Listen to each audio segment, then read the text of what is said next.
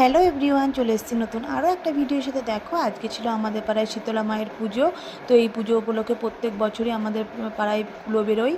তো যেখানে পুজো হয় সেই পাড়ার মন্দিরের আশেপাশে সব মহিলারা, মানে যারা উপোস থাকে, তারা এই যে কুলো মাথায় করে নিয়ে সারাদিন মানে পুরো আমাদের এই এলাকাটা ঘোরে।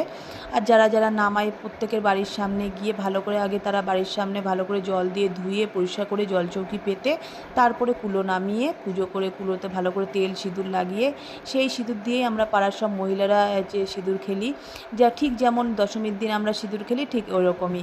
এই জিনিসটা আমি আমার শ্বশুরবাড়িতে আসার পর থেকেই দেখছি। এই জিনিসটা দেখতেও না খুব ভালো লাগে। আমার বাবার বাড়িতে এই জিনিসটা কোনো দিন দেখিনি, এই শ্বশুরবাড়িতে আসার পর থেকে এই জিনিসটা দেখি।